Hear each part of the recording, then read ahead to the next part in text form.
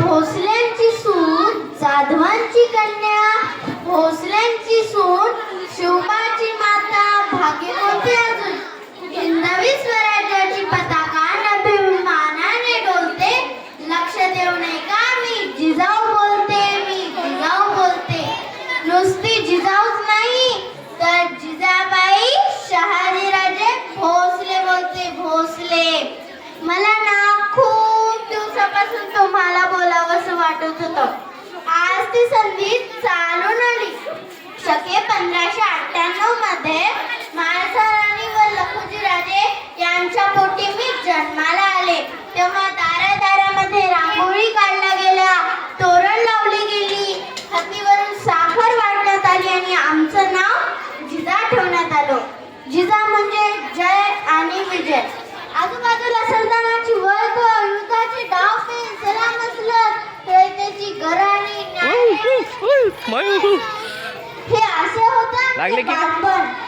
युद्धकला शिकलो. पहाटे पहाटे जेव्हा आम्ही थोडा रपेट मारायला जायचो तेव्हा गावकुसातल्या काय बायका कौतुकी करायच्या आणि काय बायका ना काही बोलायच्या, काय म्हणायच्या कसं होईल या पोरीचं. पण आम्ही निश्चय केला होता की स्वतः सोबत इतरांचंही रक्षण करता आलं पाहिजे आणि शहाजीराजे आणि आमचं लग्न झालं.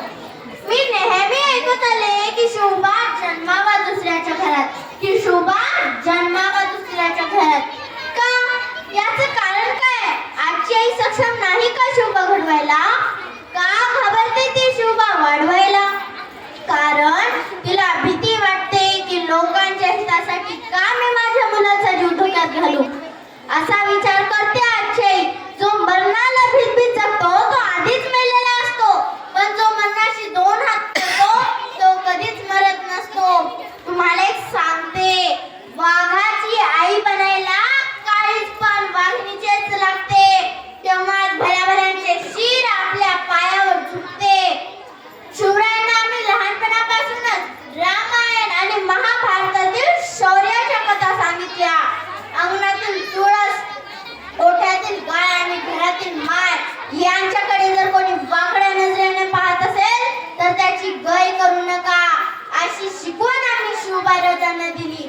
आमचे शिवबा लहानपणापासूनच युद्धकलेत पारंगत झाले होते.